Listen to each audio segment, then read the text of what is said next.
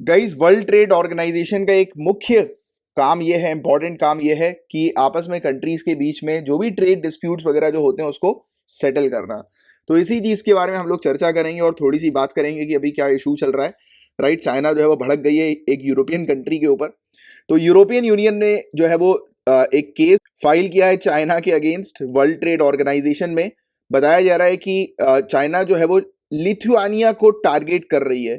Right, क्यों target कर रही है? क्योंकि लिथुआना ने अलाउ किया है ताइवान को कि ताइवान अपने डिप्लोमेटिक आउटपोस्ट जो है वो ओपन कर सकती है विल्नियस में, मतलब कि अपनी एक डिप्लोमेटिक ब्रांच जो है वो इसकी कंट्री में, ये लुधियाना में जो है वो ताइवान ओपन कर सकती है।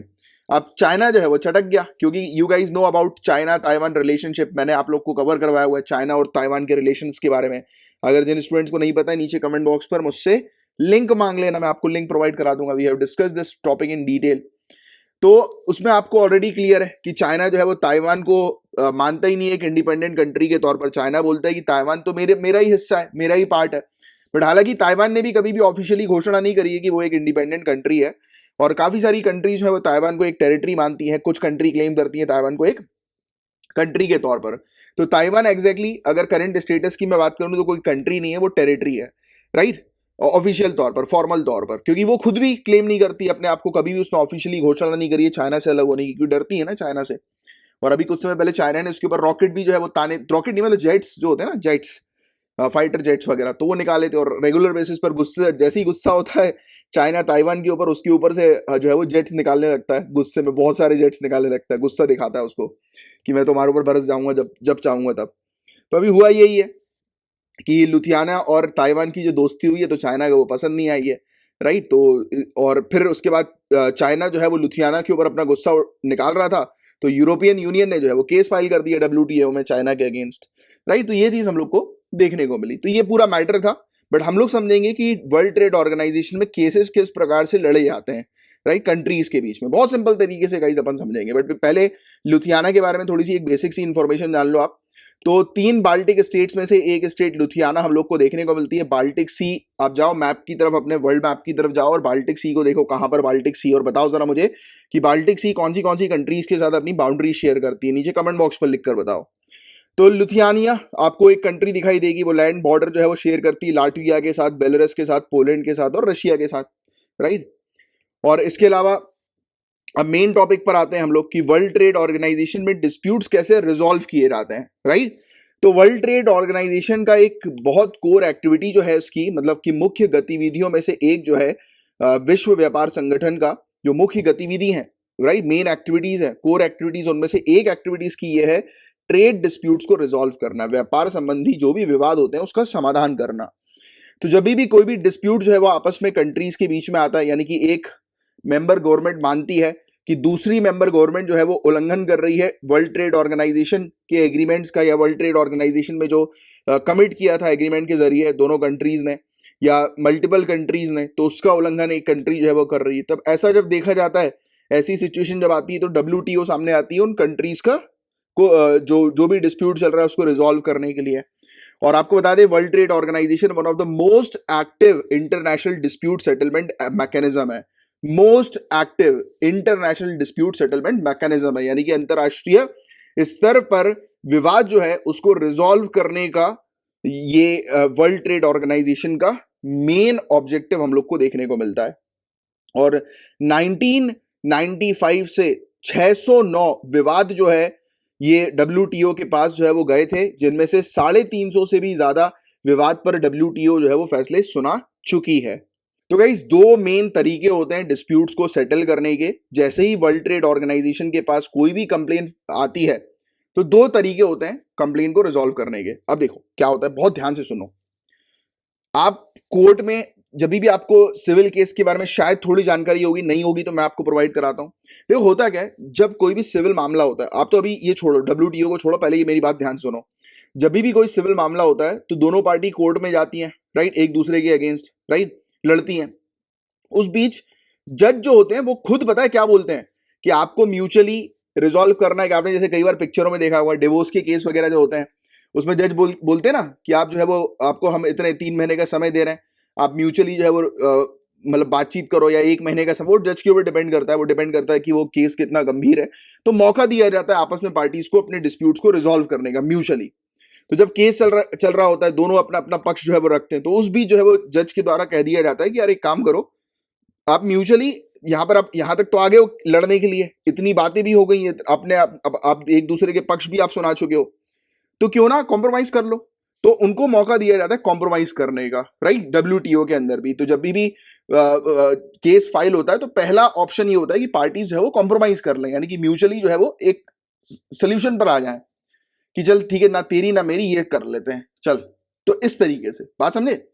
तो पहला तरीका बहुत इजी तरीका होता है कि चलो यार म्यूचुअली हम लोग रिजॉल्व कर लेंगे डिस्प्यूट का। अब दूसरा तरीका क्या है, अब वो म्यूचुअली रिजॉल्व नहीं कर रहे डिस्प्यूट को, उनने तो बोला हमें तो केस लड़ना है, हमें तो सामने वाले को सजा सुनानी है। अब वो लड़ रहे हैं, वो म्यूचुअली एग्री होने के लिए तैयार नहीं है, दोनों ही जो है वो एक दूसरे से एंटी में है। उस केस में देखो क्या होता है, उस केस में एक पैनल होती है, वो पूरी कार्रवाई सुनती है और एक पैनल अपना जजमेंट देती है।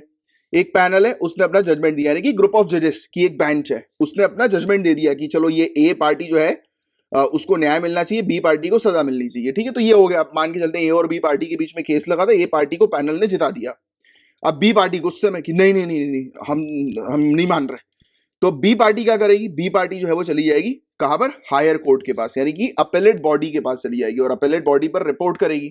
फिर अपेलेट बॉडी का जो डिसीजन होगा वो पार्टीज के ऊपर बाइंडिंग होगा, राइट। तो ये पॉइंट आप थोड़ा सा ध्यान में रखिएगा। प्रोसेस क्या होती है, एक पैनल केस सुनती है, बिल्कुल सेम वैसे ही कि डिस्ट्रिक्ट कोर्ट में आपने केस जो है वो लगाया, डिस्ट्रिक्ट कोर्ट में केस जो है वो हार गए, आप हाई कोर्ट पे गए, हाई कोर्ट से केस हार गए, आप ऊपर सुप्रीम कोर्ट में चले जाते हो, अपेलेट। और सुप्रीम कोर्ट का डिसीजन होता है वो फुल एंड फाइनल होता है। तो ऐसे ही यहां पर जो अपेलेट, जो इनका है अपेलेट बॉडी जो है इनकी डब्ल्यूटीओ की, उसका डिसीजन फुल एंड फाइनल होता है।